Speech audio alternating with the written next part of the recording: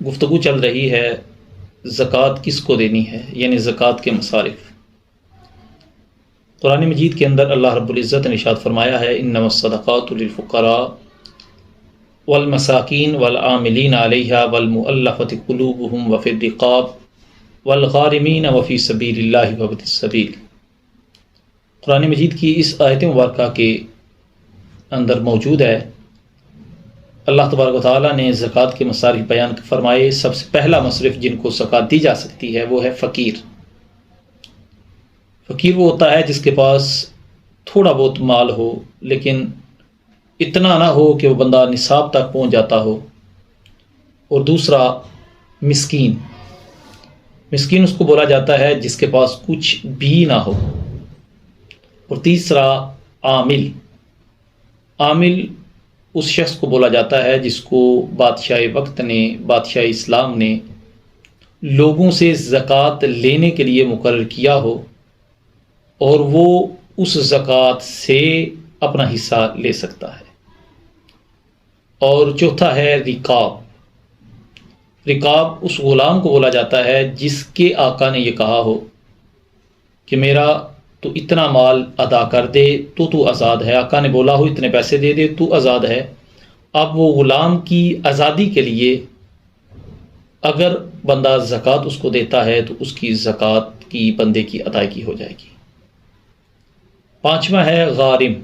غارم مقروض، قرض خواہ، جو بندہ مقروض ہے اس بندے کو اگر بندہ زکوٰۃ دے تو بندے کی زکوٰۃ ادا ہو جائے گی۔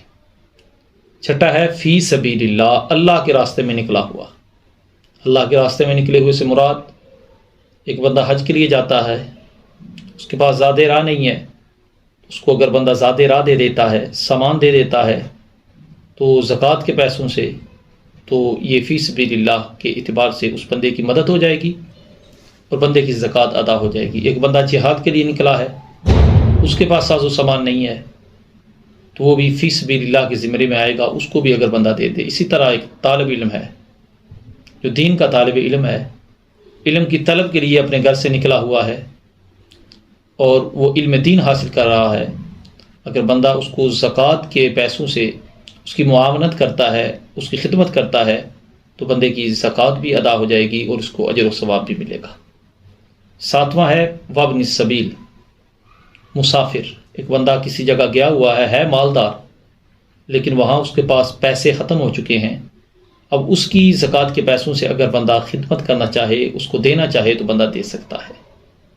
یہ وہ 7 لوگ بیان کیے جن کو بندہ زکوٰۃ دے سکتا ہے۔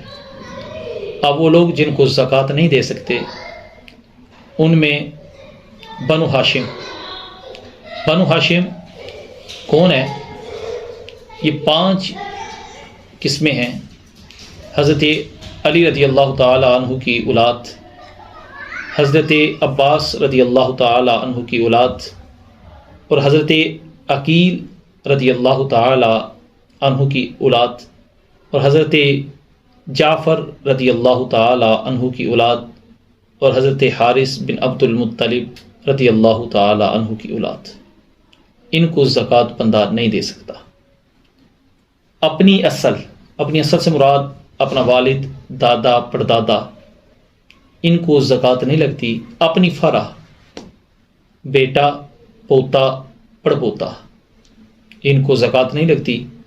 میاں اور بیوی، خاوند اور زوجہ، ان کو آپس میں ایک دوسرے کو زکوٰۃ نہیں لگتی۔ اور غنی، باپ کے نابالغ بچے، غنی ہے باپ لیکن بچے نابالغ ہیں، ان کو زکوٰۃ اگر بندہ دے گا تو زکوٰۃ نہیں لگتی۔